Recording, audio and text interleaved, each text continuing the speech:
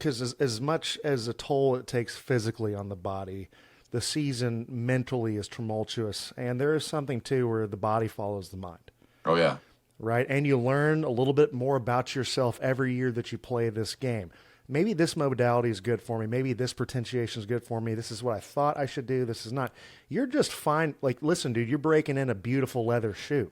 Oh This yeah. body years. And I know that's going to sound insane to the Gentile who's never played this thing, Yeah. but you're also reaching this really cool spot. You're entering year 4, right? Which is an insane thought. Yeah. It makes me feel. I mean, this is it's a cyclical thing where older guys tell you how and everything makes them feel old. This makes me fucking old. Yeah. Okay. Can you believe how fast those first 3 years have flown? Where do you find yourself going into year 4? Is it just insane how fast this thing's going?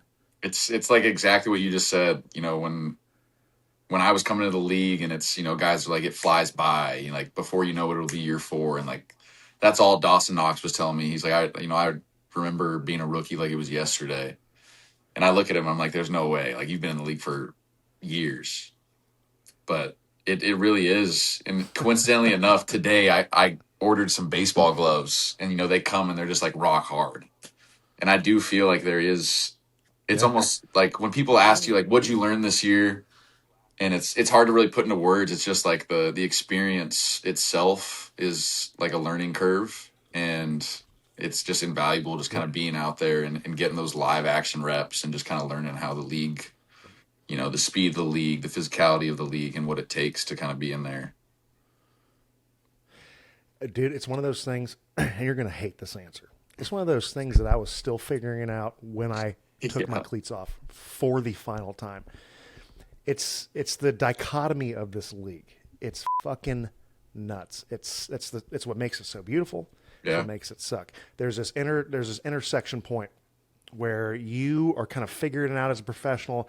I feel like mentally I'm in a really good spot, and physically you're kind of peaking. And for every guy it's different, right? Some of these quarterbacks is year 15, 16. Some of these younger guys is whatever. For me, it was year 8 is when everything started figuring out. Can you just tell us what it meant to have Dawson in that room while you were figuring this thing out in the NFL?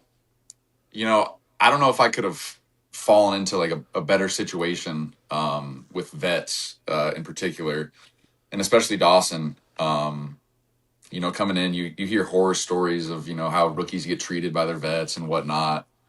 And still to this day, Dawson, says, they treated me so perfect and didn't make me do anything. But just in ways of just managing life off the field, those tight end dinners each week, and just, being able to talk about or get away from ball and just talk about life and, what he's gone through and what he's experienced and what he would do differently. And just his openness and vulnerability, just kind of share those things with me and, just like give me his guidance, is stuff I'll remember forever. And then, on the field, you're out there going through the season in the thick of it. And, it sucks. I still have a lot of hope we're going to get him back in some way, shape, and form. But it is just the nature of the business. And that's just, unfortunately, how, things go. Spencer, the last time we talked to you was a little bit right after the season, right? Now you've had a few weeks to sit with yourself, have your bones heal a little bit. How's the body? How's the mentals feeling? Body's been great. Mental's in a lull there for a little bit. Dalton can attest, for about 2 weeks in Buffalo, all we did was drink tequila and play Arc Raiders, and it was just licking wounds time. But yeah, after that, recovered from it. Been in Arizona taking care of the body, new gym, new setup, and everything's going great. It's awesome. Another thing in the offensive line, Dalton, bear with us here, pal. Maybe you can talk about this just because it's part of the NFL. Well, we already talked to Dalton about the possibility of Dawson. The business might be the business, right? And we had talked to Dawson about it. He seemed at peace. Of course, he wants to be back in Buffalo. Nothing's set in stone, but there's a pivotal part of his room that might be making a move. There's 2 pieces in your room, Spencer, that might be on the move as well. All right, they're hitting free agency, and they might make a lot of cheese. Well, cheddar. And I don't know if there's been, yes, there early in your career, there was a lot of transition in regards to people coming and going in the offensive line room, but for the past 2 or 3 years, it's been the same offensive line for the most part. Now there's a chance that you lose 2 guys in that offensive line. How does that make you feel?